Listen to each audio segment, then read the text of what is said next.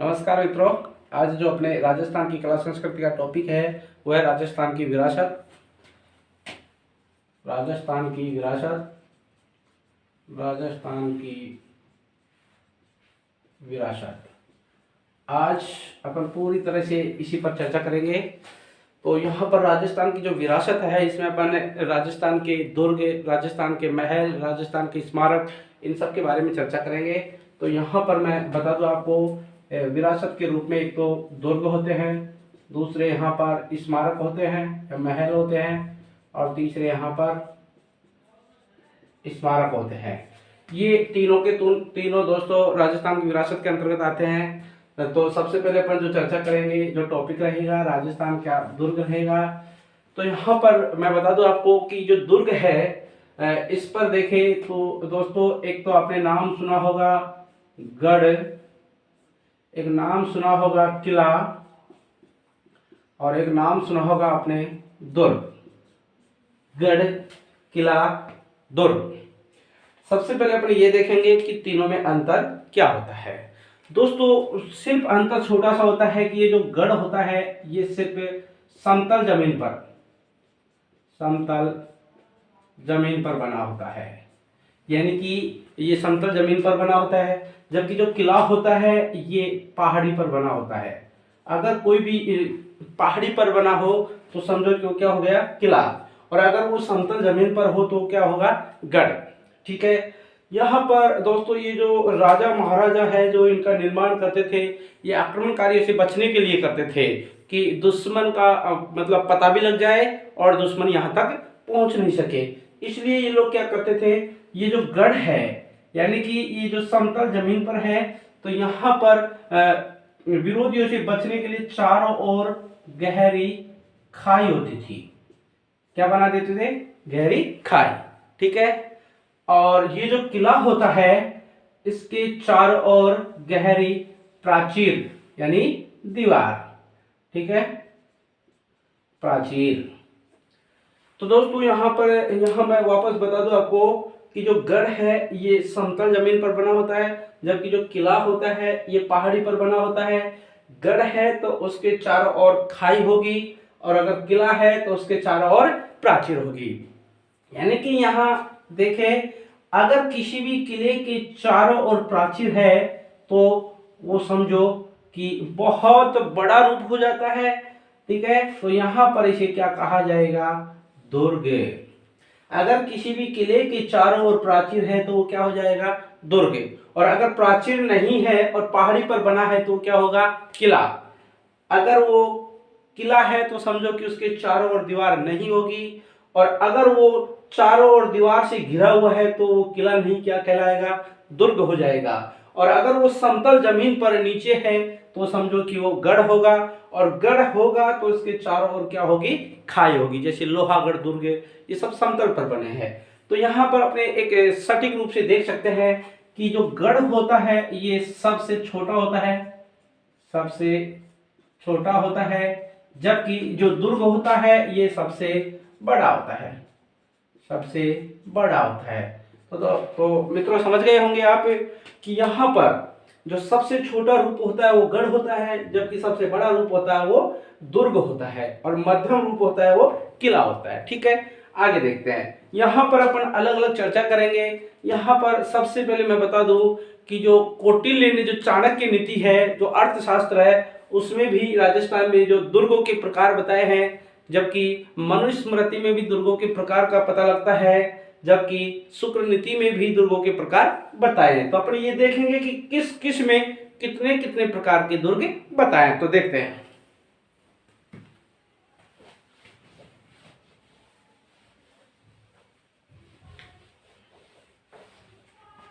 देखिए, यानी कि दुर्गों के प्रकार, दुर्गों के प्रकार। दोस्तों यहाँ अपन दुर्गों के प्रकार की चर्चा करें तो सबसे पहले मैं आपको बता देता हूं, कौटिल्य के अनुसार, कौटिल्य के अनुसार, कौटिल्य ने जो दुर्गों की श्रेणियां बताई है वो 4 बताई है। कौटिल्य ने कितने प्रकार के दुर्ग बताए, 4 प्रकार के। ठीक है। जबकि अगर बात करें अपन मनुस्मृति की। किसकी? मनुस्मृति की बात करें तो यहाँ दुर्गों के प्रकार 6 बताए हैं। मनुस्मृति में कितने प्रकार के दुर्ग बताए? 6 प्रकार के। जबकि बात करें शुक्र नीति की, शुक्र नीति, तो यहाँ पर दोस्तों दुर्गों के प्रकार 9 बताए हैं।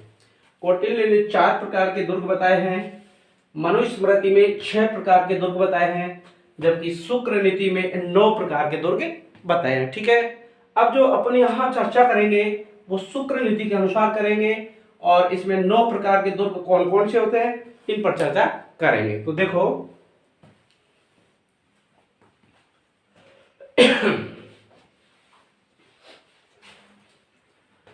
तो यहां देखो दोस्तों, शुक्र नीति पर जो चर्चा करते हैं, शुक्र नीति उसके अनुसार दुर्ग जो 9 प्रकार के होते हैं। नंबर 1 गिरिदुर्ग, नंबर 1 गिरिदुर्ग, नंबर 2 जलदुर्ग, या फिर इस जलदुर्ग को ओदक दुर्ग भी कहा जाता है, ओदक दुर्ग। नंबर 3 वन दुर्ग, नंबर 3 वन दुर्ग, नंबर 4 एरण दुर्ग, नंबर 5 सैन्य दुर्ग, नंबर 6 सहाय दुर्ग, नंबर 7 पारिक। यहाँ पर अगर अपन देखें तो नंबर 2 पे कौन सा हो गया और नंबर 7 पे कौन सा हो गया? पारिक दुर्ग। नंबर 8 पे है वो है पारिध दुर्ग, पारिध दुर्ग।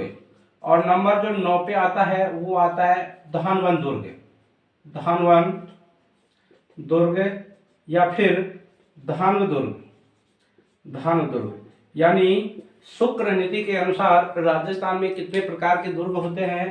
दुर्गों के प्रकार कितने हैं साहब? 9 प्रकार। सबसे पहला गिरि दुर्ग, दूसरा जल दुर्ग, तीसरा वन दुर्ग, चौथा एरण दुर्ग, पांचवा सैन्य दुर्ग, छठा सहाय दुर्ग, सातवां पारिक दुर्ग, आठवां पारिध दुर्ग, नवा धानवन दुर्ग या धानु दुर्ग।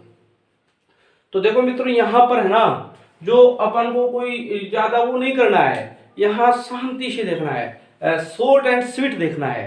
और ये दुर्गों के प्रकार है, इनके आधार पे ही, इनके नाम से ही हमको इसका किस प्रकार के होते हैं ये तो देखो। यानी कि ये लगाओ कि यदि कोई दुर्ग, गिरी, गिरी यानी होता पहाड़, तो यानी कोई दुर्ग अगर पहाड़ी पर बना हुआ है, अगर कोई किला दुर्ग पहाड़ी पर बना हुआ है तो समझो कि वो कौन सा दुर्ग होगा? गिरि दुर्ग।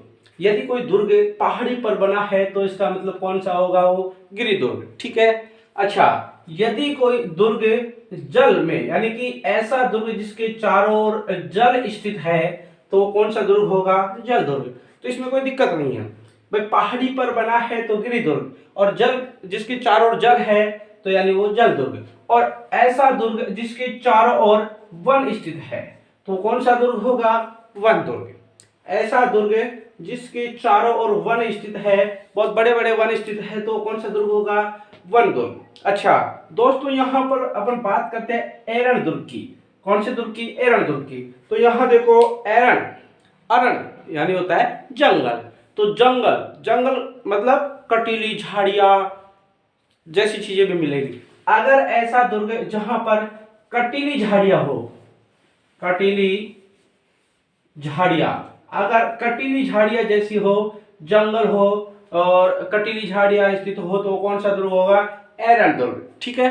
अच्छा, अब बात आती है सैन्य दुर्ग। तो यहाँ पर देखेंगे कि ऐसा दुर्ग जहां पर चतुरंगिणी यानी पूरे सभी प्रकार की सेना निवास करती हो, चतुरंगिणी सेना, यहाँ पर घुड़सवार सेना भी हो, गज सेना भी हो, पैदल सेना भी हो, सभी प्रकार की अगर सेना रहती है तो इसका मतलब वो कौन सा दुर्ग हो जाएगा? सैन्य दुर्ग। ठीक है। ऐसा दुर्ग जहां पर सूरवीर योद्धा, सूरवीर योद्धा निवास करते हो तो वो दुर्ग कौन सा होगा? सहाय दुर्ग। अगर ऐसा दुर्ग जिसमें सूरवीर योद्धा रहते हो तो कौन सा दुर्ग होगा? सहाय दुर्ग। ठीक है, अब बात आती है पारिक दुर्ग और एक पारिध दुर्ग। देखो दोस्तों, यहाँ पर इधर ख है और इधर ध है, बस ये अंतर है। तो यहाँ अपन देखेंगे कि अगर ऐसा कोई दुर्ग जिसके चारों ओर गहरी खाई हो, ऐसा दुर्ग जिसके चारों ओर गहरी खाई हो, तो उसे क्या कहेंगे? पारिख दुर्ग। अगर ऐसा दुर्ग जिसके चारों ओर गहरी खाई हो तो क्या कहलाएगा? पारिख दुर्ग। ठीक है। हाँ, अब बात आती है पारिध दुर्ग। तो यहां पर दोस्तों मैं बता दूं कि ऐसा दुर्ग जिसके चारों ओर एक दीवार हो, ऐसा दुर्ग जिसके चारों ओर मोटी दीवार हो और इस दीवार का निर्माण ईंट, पत्थर आदि से किया हो। अगर ऐसी दीवार जो ईंट पत्थर से निर्मित हो और मोटी दीवार हो तो उस दुर्ग को क्या कहेंगे? पारिध दुर्ग। ठीक है। जबकि ऐसे दुर्ग जिसके चारों ओर गहरी खाई हो तो क्या कहलाएगा? पारिख दुर्ग। ठीक है। हाँ जी। धानव यानी धानवन, ऐसा दुर्ग जो मरुस्थल में स्थित हो, ऐसा दुर्ग जो मरुस्थल में स्थित हो तो उसे क्या कहेंगे? धानवन दुर्ग। तो मेरा मानना है कि शायद आपको याद करने में कोई परेशानी नहीं होगी। धनव, धनवन यानी मरुस्थल। अगर बात करें तो यहां देखो, ऐसा दुर्ग जो पहाड़ी पर स्थित हो, गिरि दुर्ग। ऐसा दुर्ग जिसके चारों ओर जल हो, जल दुर्ग। ऐसा दुर्ग जिसके चारों ओर वन हो, वन दुर्ग। ऐसा दुर्ग जिसके चारों कटीली झाड़ियां हो, एरण दुर्ग। ऐसा दुर्ग जहां पर सेना रहती हो, सैन्य दुर्ग। ऐसा दुर्ग जहां सूरवीर योद्धा रहते हो, सहाय दुर्ग। ऐसा दुर्ग जिसके चारों ओर गहरी खाई हो तो क्या होगा? पारिद दुर्ग। ऐसा दुर्ग जो ईंट पत्थर से निर्मित चौड़ी दीवार हो, पारिद दुर्ग। और ऐसा दुर्ग जो मरुस्थल में हो, धनवन दुर्ग या फिर धनु दुर्ग। तो ये शुक्र नीति के अनुसार दुर्गों के प्रकार कितने बताए हैं? 9। ठीक है। अब अपन यहाँ पर राजस्थान के जो प्रमुख प्रमुख दुर्ग है उनके बारे में चर्चा करेंगे। तो दोस्तों यहाँ सबसे पहला जो अपन लेंगे वो लेंगे सबसे महत्वपूर्ण दुर्ग, राजस्थान का गौरव, चित्तौड़गढ़ दुर्ग। ठीक है।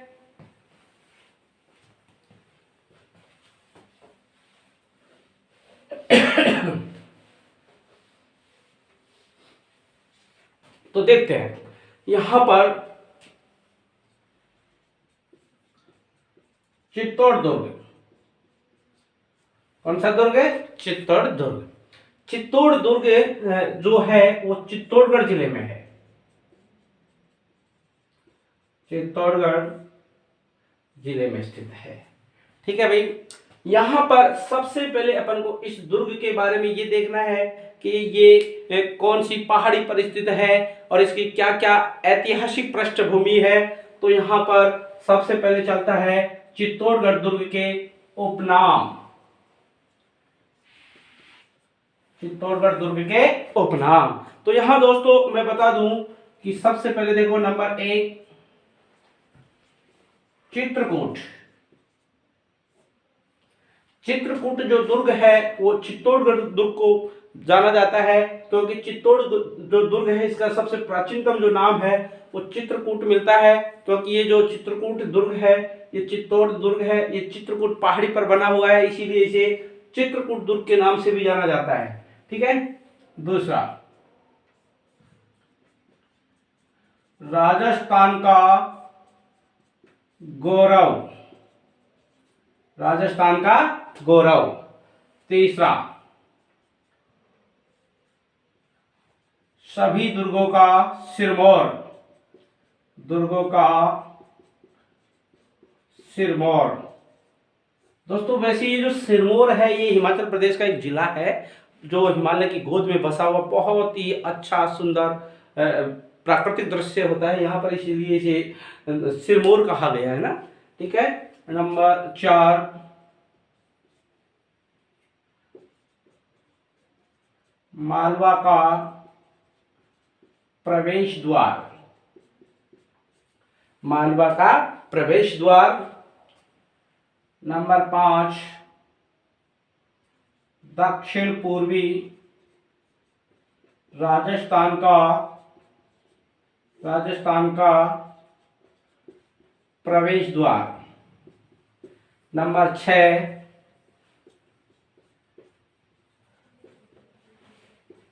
खिजराबाद।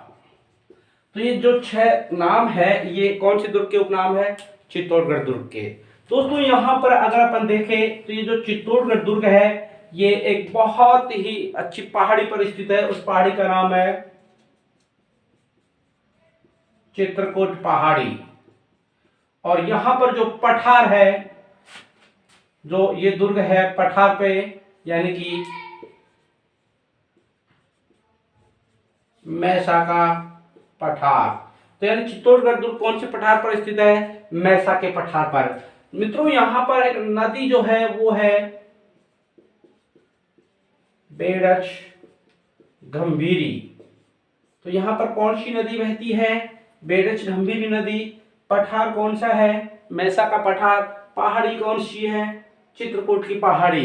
ठीक है, इसीलिए इसे चित्रकूट दुर्ग के नाम से भी जाना जाता है। अच्छा, अगर यहाँ इसकी बात आती है कि इसकी आकृति कैसी है, तो मित्रों यहाँ आकृति है इसकी वो है व्हेल मछली के समान। किसके समान है? व्हेल मछली के समान। मित्रों यहाँ पर जो ब्रिटिश दूत थे ह्यूज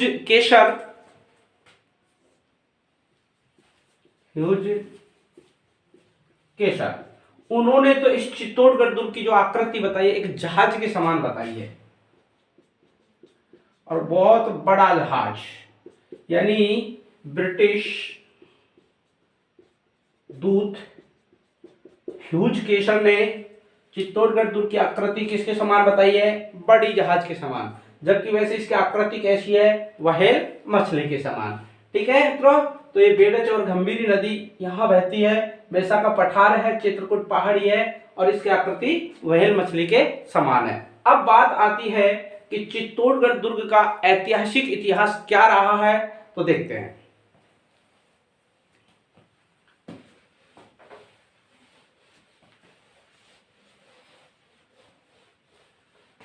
सबसे पहले यहां मैं आपको चित्तौड़गढ़ दुर्ग का निर्माता यानी निर्माणकारी कौन था ये बताता हूं।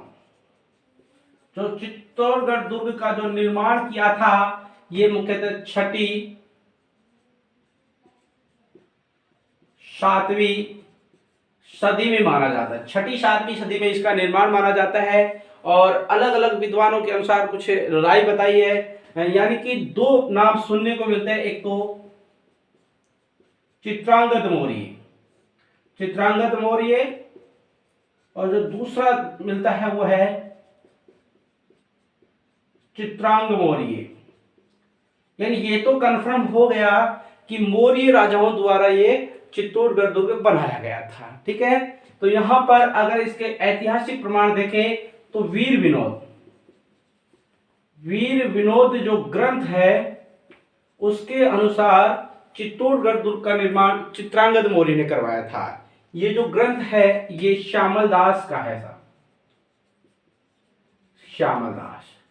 जो श्यामल दास ने वीर विनोद ग्रंथ लिखा उसके अनुसार चित्तौड़गढ़ दुर्ग का निर्माता कौन था? चित्रांगद मौर्य। जबकि अगर यहां पर अपन कुमारपाल प्रबंध के अनुसार देखें तो इस चित्तौड़गढ़ दुर्ग का निर्माण चित्रांग मौर्य ने करवाया था। ये जो चालुक्य शासक था कुमारपाल, उनके जो कवि थे हेमचंद, उन्होंने लिखा था। जो कुमारपाल प्रबंध लिखा था वो हेमचंद्र ने लिखा था, और इसके अनुसार अगर देखें तो चित्तौड़ दुर्ग का निर्माण चित्रांग मौर्य ने करवाया था। जबकि वीर विनोद के अनुसार इस चित्तौड़गढ़ दुर्ग का निर्माण चित्रांगद मौर्य ने करवाया था। जो इसका निर्माण हुआ था वो 6ठी 7वीं सदी में माना जाता है। अब बात यहाँ करते हैं कि आगे चलकर किस किस राजवंश ने इस चित्तौड़ दुर्ग पर अधिकार किया। तो दोस्तों यहाँ मैं बता दूं कि यानी सबसे पहले जो अधिकार करने वाले थे यानी निर्माण करता थे वो थे मौर्य। कौन है? मौर्य। ठीक है, और मौर्य में अगर बेस ऑफ देखें तो यहाँ चित्रांगद आ जाएगा, चित्रांगद। ठीक है, अब यहाँ दूसरी बार अगर देखें तो फिर ये आ गया गुहिलों के हाथ में। क्यों?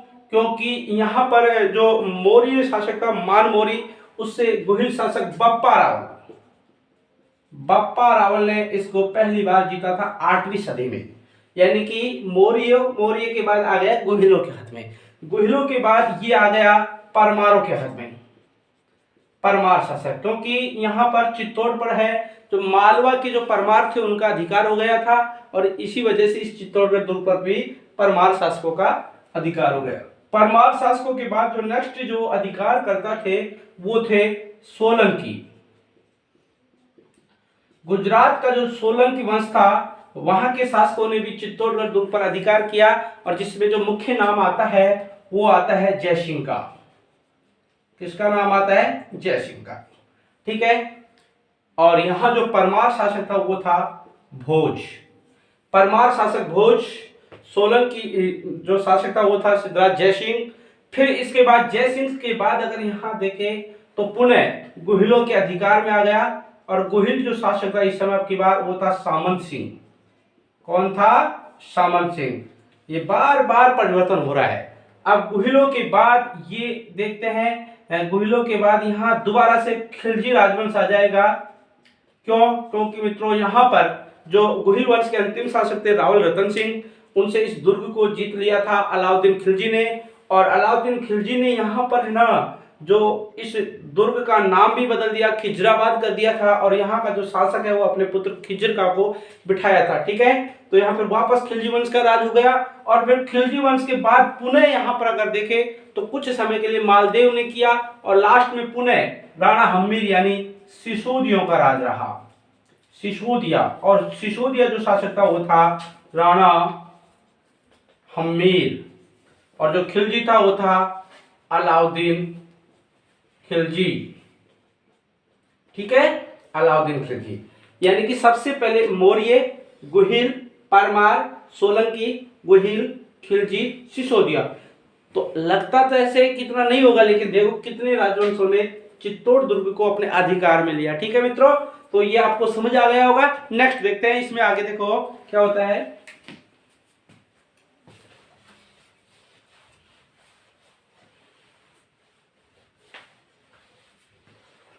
देखो ये जो चित्तौड़गढ़ दुर्ग है इसमें हम अगर जाएंगे तो इसका एक बार भ्रमण करके देख लेते हैं कि जो चित्तौड़गढ़ दुर्ग है इसमें जो दरवाजे है, द्वार,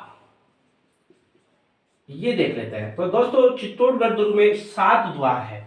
चित्तौड़गढ़ दुर्ग में कितने द्वार है? 7 द्वार है। ठीक है, अब देखते हैं। सबसे पहले अपन चलते हैं नंबर 1, पहला द्वार। पहला द्वार, जो पहला द्वार है मित्रों, इसको आज भी पाड़नपोल, जो पहला द्वार है इसे आज भी पाडानपोल के नाम से जाना जाता है।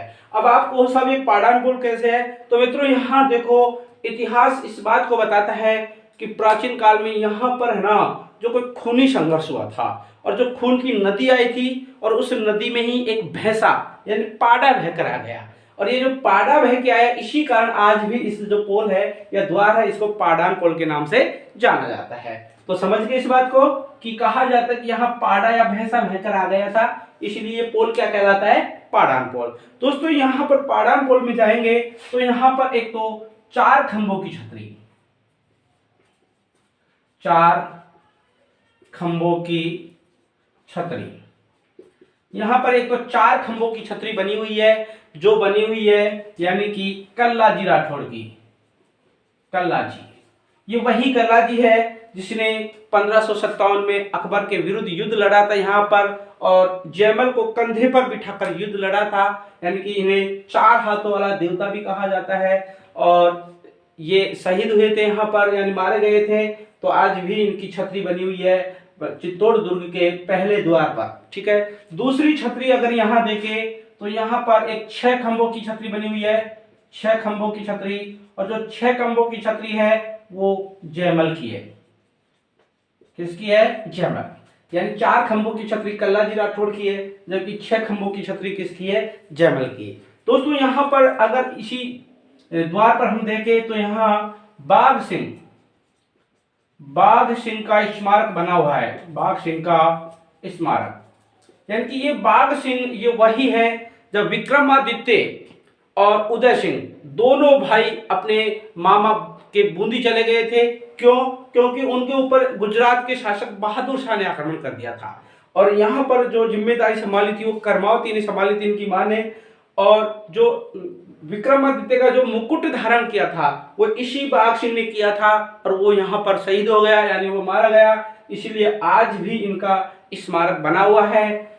कहां पर? चित्तौड़ दुर्ग के पहले द्वार पर। दोस्तों जो दूसरा द्वार है वो भैरवपोल के नाम से जाना जाता है। ठीक है, यानी कि याद करना है तो ये भैरू बाबा, और भैरू बाबा की जो भोग लगता है वो किसका लगा है? पाडा का। भैरू बाबा के किसका भोग लगाएंगे? पाडा का। तो जो दूसरी पोल है या दूसरा द्वार वो क्या होगा? भैरवपोल। ये जो भैरवपोल है यहाँ पर भैरवदास का स्मारक बना हुआ है। ठीक है, बात करते हैं तीसरा पोल यानी तीसरा द्वार। दोस्तों जो ये तीसरा द्वार है ये कहलाता है हनुमान पोल।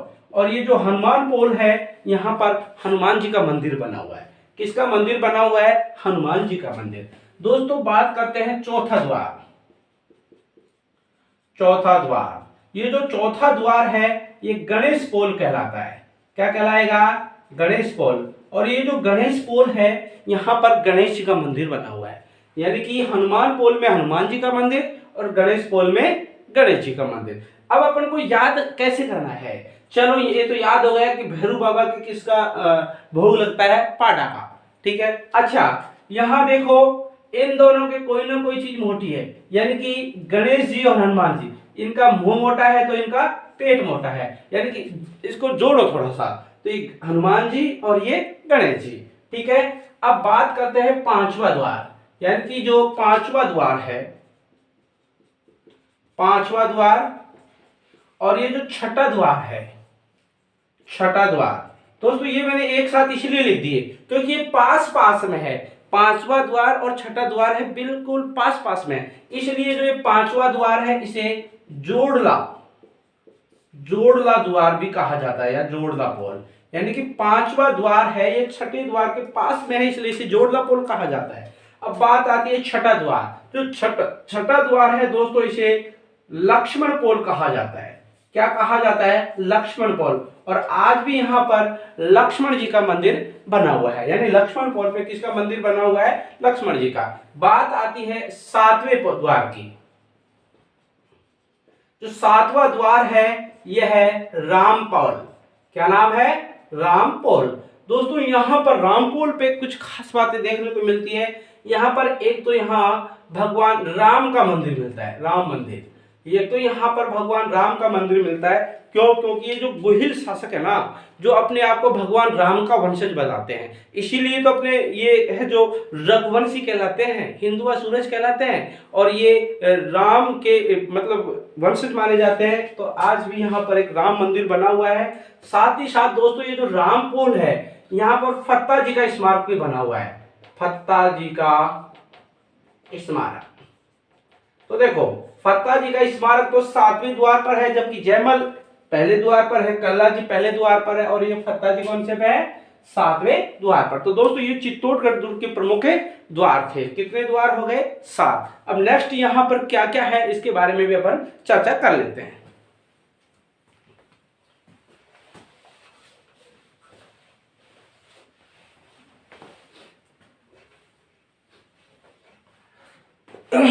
देखो दोस्तों ये जो चित्तौड़गढ़ दुर्ग है इसकी सबसे बड़ी खास बात है कि ये राजस्थान का सबसे बड़ा आवासीय किला है, यानी सबसे बड़ा लिविंग फोर्ट आवासीय किला। यानी कि राजस्थान, आपसे क्वेश्चन पूछा जाए कि बताओ राजस्थान का सबसे बड़ा आवासीय किला कौन सा है, तो आपको उत्तर देना है चित्तौड़ दुर्ग। ठीक है, कौन सा दुर्ग है? चित्तौड़ दुर्ग। क्यों? क्योंकि यहाँ आज भी जनता मूल रूप से खूब रहती है। ठीक है, पहली बात। दूसरी बात यहाँ देखें तो एकमात्र दुर्ग जहाँ कृषि कार्य होता है, राजस्थान का एकमात्र दुर्ग जहाँ कृषि कार्य होता है। ठीक है। यहाँ पर पूरी तरह से आसपास के क्षेत्र में अगर देखें तो कृषि कार्य भी होता है। क्यों? क्योंकि यहाँ जो ये जो दुर्ग है ये 700 एकड़ में फैला हुआ है, लगभग 700 एकड़ में फैला हुआ है, ठीक है। अच्छा, तीसरी बात यहाँ देखें तो ये जो चित्तौड़ दुर्ग है इसको 21 जून 2013 में विश्व धरोहर में शामिल किया, विश्व धरोहर में शामिल किया। 21 जून 2013 को चित्तौड़ दुर्ग को विश्व धरोहर में शामिल कर दिया। दोस्तों अगर यहां देखें तो वर्ष 2018, वर्ष 2018 में यहां देखेंगे तो इस पर 12 रुपए का डाक टिकट, यानी कि चित्तौड़ दुर्ग पर जो डाक टिकट जारी किया था 12 रुपए का, वो वर्ष 2018 में किया था। जबकि चित्तौड़ दुर्ग को विश्व धरोहर में शामिल किया था यूनेस्को द्वारा, वो 21 जून 2013 किया था। राजस्थान का एकमात्र दुर्ग है जहां कृषि कार्य होता है और ये सबसे बड़ा लिविंग फोर्ट भी माना जाता है। कौन सा दुर्ग? चित्तौड़गढ़ दुर्ग। दोस्तों यहाँ पर मैं आपको बता दूं कि चित्तौड़गढ़ दुर्ग के बारे में किंवदंती भी है। कहा जाता है कि गढ़ तो चित्तौड़गढ़ बाकी सब गड़ैया, यानी गढ़ तो चित्तौड़गढ़ बाकी सब गड़ैया, ठीक है, याद रहेगा। गढ़ तो चित्तौड़गढ़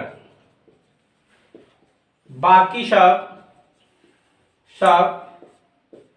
गड़ैया, गढ़ तो चित्तौड़गढ़ बाकी सब गड़ैया। दोस्तों माना जाता है कि चित्तौड़गढ़ दुर्ग में यहाँ पर महाभारत काल के साक्ष्य में मिलते हैं, क्योंकि यहाँ पर महाभारत काल में यहाँ पर पांडव लोग आए थे और पांडव लोग आए थे जिसके आज भी प्रमाण मिलते हैं। यहाँ भीम तालाब मिलता है, भीम कुंड मिलता है, भीम तालाब मिलता है, ठीक है, और भीम घोड़ी भी मिलती है। यानी महाभारत काल पांडव काल का यहाँ पर भीम तालाब और भीम घोड़ी, ये जो संकेत मिलते हैं तो इससे अनुमान लगता है कि शायद यहाँ पर पांडव भी आए थे, ठीक है। दोस्तों अगर यहाँ पर चित्तौड़गढ़ दुर्ग के बारे में और देखें तो जब ये चित्रकूट दुर्ग नाम था इसका, उसी समय यहाँ पर जब कोई विदेश यानी बाहरी आक्रमण हुआ था तो यहाँ की जो निवास करने वाली जनता थी, यहाँ जो गाड़िया लोहार थे, उन्होंने शपथ ली थी। उस समय कहा जाता है उन्होंने 3-4 शपथ ली थी कि कभी भी इस दुर्ग के ऊपर नहीं चढ़ेंगे, कभी भी इस दुर्ग के ऊपर नहीं चढ़ेंगे और एक स्थान पर कभी भी नहीं रहेंगे, अपने साथ कभी भी रस्सी नहीं रखेंगे और हमेशा हमेशा के लिए मिट्टी के बर्तनों में ही खाना खाएंगे। तो दोस्तों ये जो इनकी शपथ थी, इनकी कसम थी, जो आज भी देखने को मिलती है। जो गाड़िया लोहार है उनको देखते हैं तो वो पूरी तरह से ना तो रस्सी रखते हैं, ना ही वो मतलब और कोई बर्तन रखते हैं, सिर्फ मिट्टी के बर्तनों में खाते हैं, ना ही फिर वो एक जगह रहते हैं और नहीं वो उस दुर्ग के ऊपर चढ़ते हैं। ये उनकी मतलब एक शपथ थी जो आज भी देशभक्ति को दर्शाती है, ठीक है। अब अपन सीधे चलते हैं कि चित्तौड़गढ़ दुर्ग में प्रमुख स्मारक कौन कौन से, शॉर्ट में यहाँ देख लेते हैं। तो देखो सबसे पहले अपन बात करते हैं चित्तौड़ दुर्ग के अंदर मंदिर कौन कौन से है। चित्तौड़गढ़ दुर्ग के अंदर मंदिर कौन कौन से है, तो देखो बात कर लेते हैं मंदिरों की। दोस्तों यहाँ मंदिरों की बात करें तो सबसे पहले यहाँ नाम आता है वरहा मंदिर। वरहा मंदिर, ये जो चित्तौड़ में वरहा मंदिर है, इसका निर्माण गुहिल वंश के राजा अल्लट ने करवाया था। गुहिल वंश के राजा अल्लट ने इसका निर्माण करवाया था, लेकिन आक्रमणकारियों द्वारा इनको तोड़ दिया गया। आक्रमणकारियों ने जब इसको तोड़ा तो फिर राणा कुंभा ने इसका पुनः जीर्णोद्धार करवाया और इसका नाम बदल दिया और इसका नाम बदलकर कुंभ श्याम मंदिर कर दिया।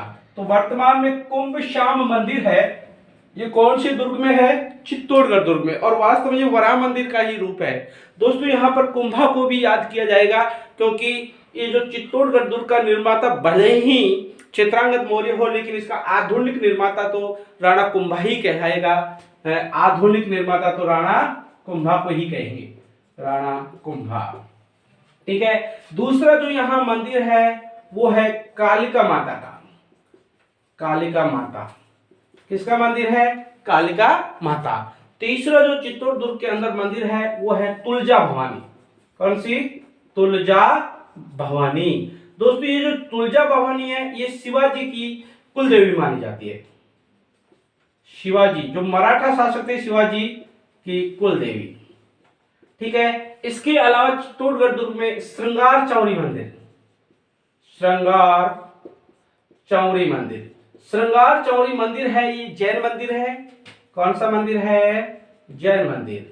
ठीक है। अगर इसके अलावा अपन यहां देखें तो एक सतविश देवरी मंदिर है, सतविश देवरी मंदिर, देवरी मंदिर, सतविश देवरी मंदिर। ठीक है। इसके अलावा अगर अपन यहां देखें तो एक सूर्य मंदिर है। कौन सा मंदिर? सूर्य मंदिर। इसके अलावा यहां पर देखें तो एक मीरा मंदिर है, मीरा मंदिर। दोस्तों ये जो मीरा मंदिर है ये भगवान कृष्ण का है। मीरा मंदिर किसका है? भगवान कृष्ण का।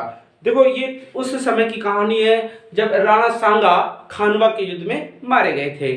और जब राणा सांगा खानवा के युद्ध में मारे गए थे उससे पहले ही सांगा ने अपनी बहू मीरा के लिए, यानी अपनी बहू मीरा के लिए एक भगवान कृष्ण का भव्य मंदिर बनवाया था। ठीक है।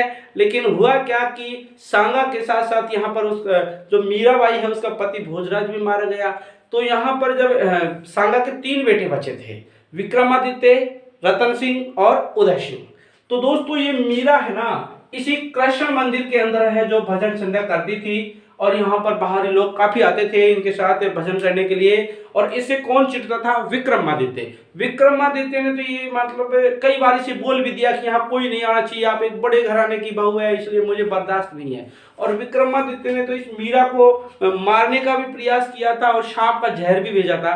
लेकिन मीरा तो भाई भगवान कृष्ण की प्रेम दीवानी थी। ठीक है। तो बच गई। फिर यहाँ से वो वृंदावन की ओर चली गई। तो ये मीरा मंदिर है ना ये जो भगवान कृष्ण का मंदिर माना जाता है। तो आज भी ये मीरा मंदिर कौन से दुर्ग में है? चित्तौड़ दुर्ग में। यानी मीरा मंदिर, सूर्य मंदिर, सतविश देवरी मंदिर, श्रृंगार चौरी मंदिर, तुलजा भवानी का मंदिर, कालका माता का मंदिर, कुंभ श्याम मंदिर, ये सारे के सारे मंदिर है ये कौन से दुर्ग में है? चित्तौड़ दुर्ग में। अब यहाँ पर अपन थोड़ी सी देर में यहाँ पर अपन स्मारक और यहाँ अन्य भवन के बारे में भी चर्चा कर लेते हैं। तो देखो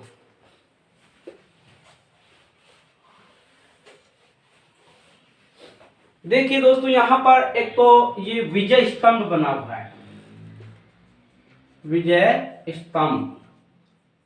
एक तो इसी चित्तौड़गढ़ दुर्ग पे विजय स्तंभ बना हुआ है। दूसरा यहाँ पर अगर अपन देखें तो इसी चित्तौड़गढ़ दुर्ग में जैन